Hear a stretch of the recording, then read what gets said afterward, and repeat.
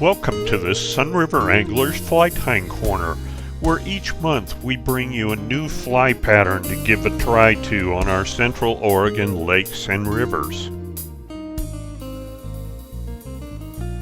In addition to showing you how to tie each pattern, I'll feature fishing technique tips and tricks, and I'll cover some of the entomology behind each pattern to help gain a better understanding of the bugs that we're trying to imitate. I have field tested each of the patterns that I feature each month to make sure that they catch fish. I'll cover tying instructions for the fly as well as materials to help you be able to recreate these patterns on your own vise. For this month's pattern, I'm going to tie in SSPT, a Squirrel Schlappen Pheasant Tail soft tackle. This is a fly I've been experimenting with lately, and it's an adaptation of a standard pheasant tail nymph. This is a fly that I use a dubbing loop to blend squirrel and schlappen together to form the soft tackle, and I've been casting and stripping this fly slowly to some pretty nice rainbows up on Oregon's Fall River, and have taken a number of fish on this pattern. It is a pretty good one, and the fish definitely approve. So I hope you'll give the SSPT a try. So let me run through the materials one by one for you so you get an understanding of the materials I use on this pattern and why I've chosen each. For a hook, I'm using a Tiemco 3769 in size 14. This is a barbed heavy wire hook. Alternatively, on a barbless hook, I would choose a Firehole 609 size 14, but I happen to have run out, so I just clipped the barb on this hook after I tied the fly, so I'm still fishing barbless.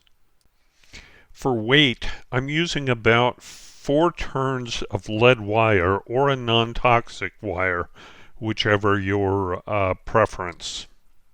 For thread, I'm using a Danville 6/0 flat wax thread in tobacco brown. For the rib, I'm using ultra wire copper in size BR. For the abdomen, I'm going to use wound ringneck pheasant tail fibers. For the thorax, I'm going to use a peacock tail barb and wind that on the hook over the thorax area.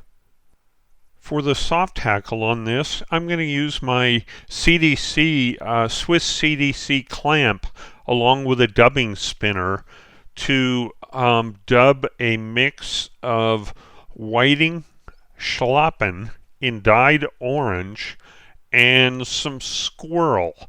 I'm going to blend these two materials in a dubbing loop and tie it on as my soft tackle on this fly. So let's get started on this pattern.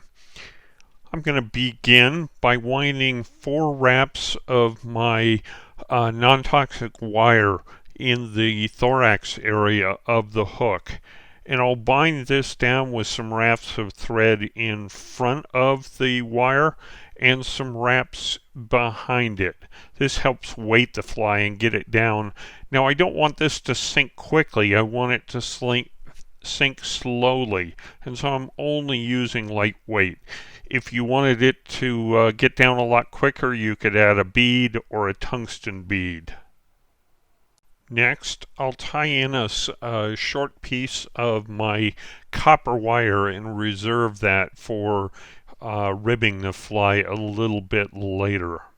Next, I'm going to tie in about a half a dozen or 8 strands of my pheasant tail And I'll tie the tail in about 1¼ times the gape of the hook, fairly short, and then I'll begin winding that forward all the way up to the thorax area on the hook.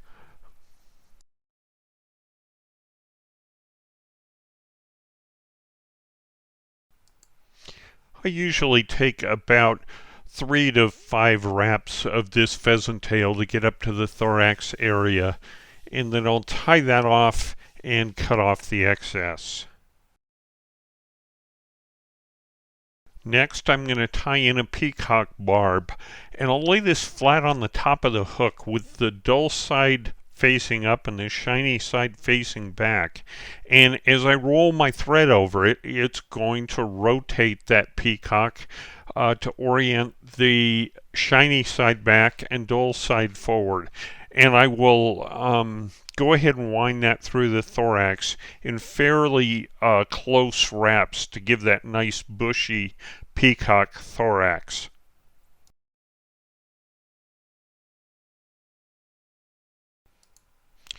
So next I'm going to take that copper wire that I reserved earlier and I'll wrap this through the abdomen and through the thorax over that peacock to add some strength to the body of this fly and make sure that trout teeth won't shred it.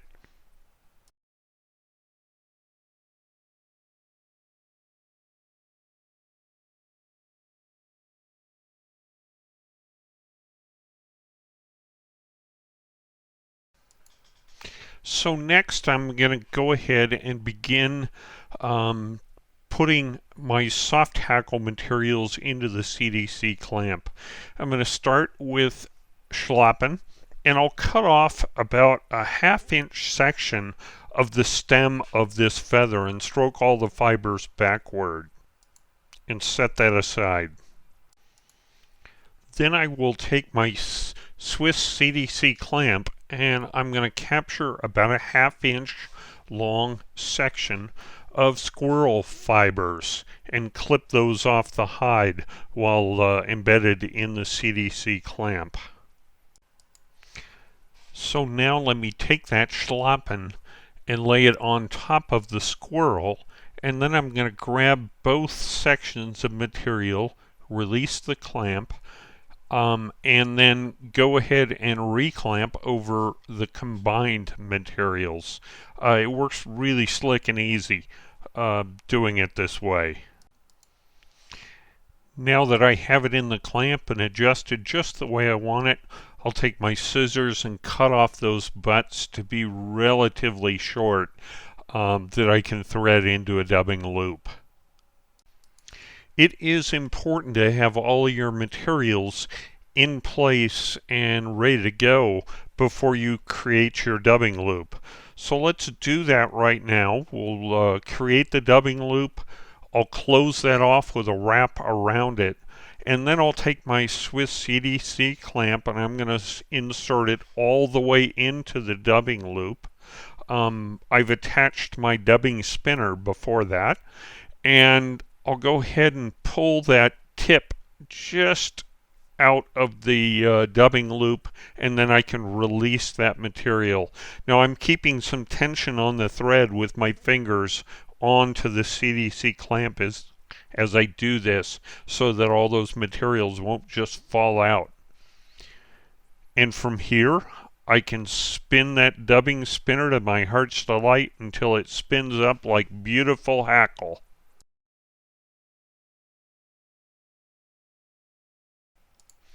Now I like to use my hackle pliers at this point, and so I'm going to attach those just beyond the last barbs of hair that we captured in the dubbing loop, and then I'm going to clip off the excess. I find it easier to wind this hackle with hackle pliers than with that dubbing spinner, and so that's what we're going to do. And I'll capture all that material in my thumb and forefinger and stroke it back, and then we'll go ahead and wind a couple of wraps of this fiber to create this soft hackle, and I'll tie that off and clip off the excess.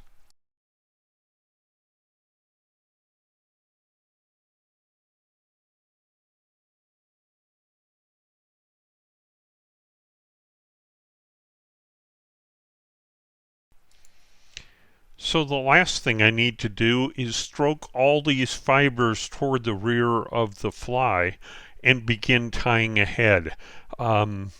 Basically pushing all these fibers backwards to form the soft hackle and creating a nice neat head. And once I have that done, I'll go ahead and whip finish this and finish off the fly. Now you can glue this if you wish or not. That's your preference.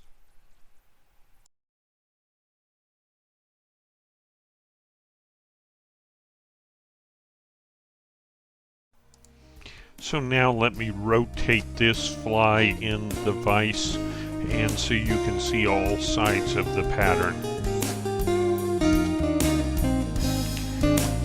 So that has been your Sunriver Anglers Fly Tying Corner for this month. I hope you'll give the SSPT a try. Sure been a lot of fun to sight castings to some nice rainbows on the Fall River this winter with this pattern. Been using a hover line and casting out, letting the fly sink and swing, and then stripping the fly slightly as it approaches a fish that I see in the water column. If you like what you see, please subscribe to this YouTube channel and visit Sunriver Anglers on Facebook. Thanks for watching.